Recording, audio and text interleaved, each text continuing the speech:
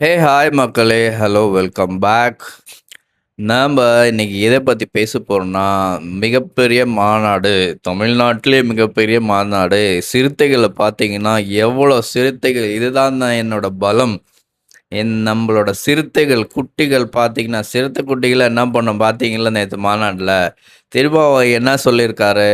விசிக தலைவர் திருமா, "அச்சம் மீறு" அப்படின்னு சொல்லியிருக்காரு. "அடங்க மறு."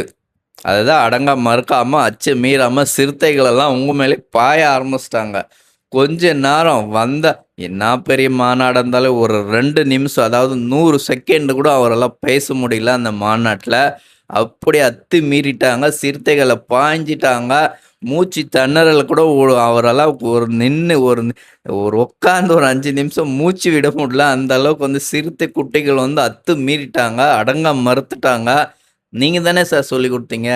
உங்களோட கட்சியோட கொள்கை என்ன? அடங்கா மறு, அத்துமீறு, 13 வயசு பொண்ண வயித்துல குழந்தை குடு. இததானே பாடுறீங்க வெட்கமே இல்லாம.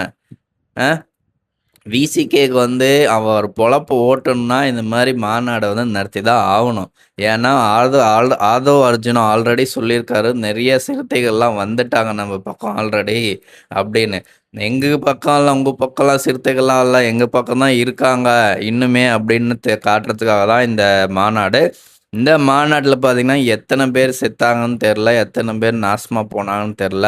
பாவம் அப்பாவி பையன் ஒரு பையன ரோட்ல பேனர் வைக்கணுன்றதுக்காக போலீஸ்காரர் அந்த பேனர் வைக்கக்கூடாதுன்றதுக்காக அந்த பேனர் வச்ச இடத்துலயே மறியல் போராட்டம் பண்ணாங்க ரோட்ல. அந்த மறியல் போராட்டம் பண்ணுமா ஒரு இளைஞர் அர்ஜென்ட்டா போணும்னு கேட்டதுக்காக அந்த சண்டை புடிச்சு, போலீஸ்கார அவர அடிச்சு, அப்போ அவன் தான் அவர போலீஸ்கார அடிச்சு, இப்போ அந்த பையன் 5 வருஷம் ஜெயிலு தீர்ப்பு கூட்டிட்டு போயி, போலீஸ் கேஸ் போட்டு அந்த பையன் லைஃபே நாசம் பண்ணிட்டாங்க. இத பத்தி யாரும் பேசுறதுக்கு வக்கு இல்ல. ஆனா அசெம்பிளில பார்த்தீங்கன்னா, காய்கறி வாங்குறத மாரி ஓட்டுக்கு காசு குடுத்து வாங்கிட்டு இருந்தீங்க. அத உடைச்சது எங்க தலைவரு அப்படின்னு பெருமையா பீத்திக்கிறான். 100 நாள் வெக்கம் இல்லாம 100 நாள் செலிப்ரேட் பண்ணுச்சு டிவிக்கே.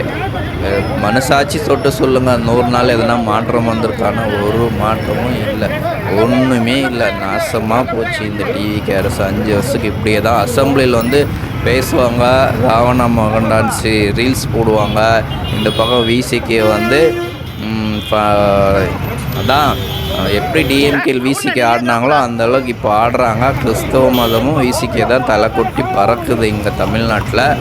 அதாவது விசிகே இனிமேல் என்ன பண்ணாலும் ஆளுங்கட்சி நம்ம பக்கம் தான் இருக்குது. நம்ம என்ன பண்ணாலும் யாரும் கேட்கறதுக்கு ஆள் இல்லைன்னு திரும்ப பண்ணிட்டு இருக்கான். இவன் பண்ணுறது இது ரொம்ப நாள் எல்லாம் மக்கள் பார்த்துட்ருக்காங்க. நீங்கள் அடுத்த டைமெல்லாம் வந்துச்சுன்னா டிவிக்கே சத்தியமாக வராது.